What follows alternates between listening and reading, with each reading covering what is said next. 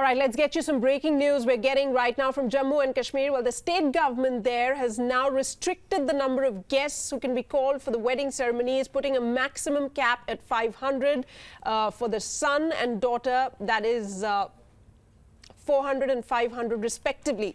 Only 100 guests, the government says, will be allowed for other small functions like engagements.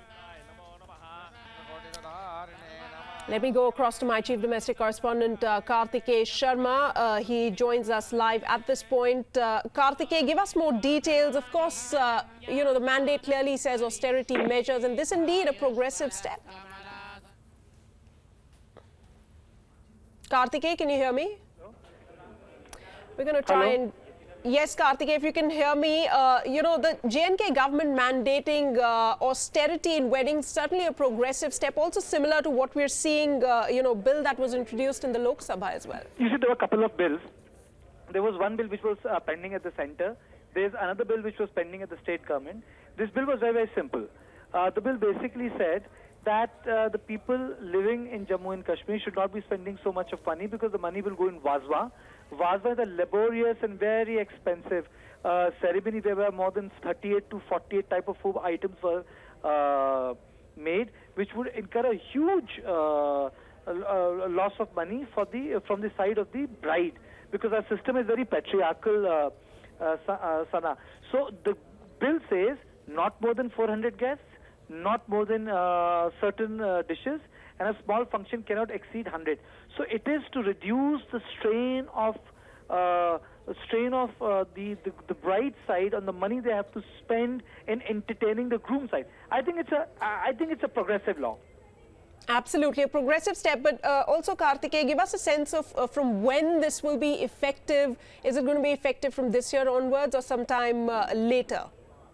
I think the law has been passed. The law will be put into force any time now. But I think the good part about it is that the law has actually been given shape by the government. See, proposals keep on taking place, but this time around the proposal has been passed by the government, and I think that's what makes it very, very beautiful. It makes it's like it makes both the partners equal, makes it important to the society in Kashmir that the penal action will be taken in case you go ahead with such programs, and I think that's the most important part of the provision. Also, Karthikeya, in many ways, this is going to be, an example that has been set for the rest of the country. Maybe, we can see other states follow suit as well in the days to come. Well, I would answer like this. You see, there are a couple of laws. For example, you have the dowry law, you have certain women-centric law. This is the first ceremony law. No ceremony law exists in this country whereby you say that, you cannot spend money on your daughter's wedding or you cannot spend money on your son's wedding. This actually says that these weddings have to be austere in nature. So this austerity drive, whereby it reduces that pressure of performance on society to impress the groom's side, is something very, very welcome. This is conspicuous consumption, Sana. This is not a productive consumption. You're using that money to feed people, but then it should not become a ballpark mark, or it should not be used as a social status which it has somehow come to be. And I think that's the good part. All right, Karthikeya, we'll leave it at that. Thanks so much for joining us there with your inputs on this story. So clearly an austerity drive we are looking at as far as weddings go in the state of Jammu and Kashmir.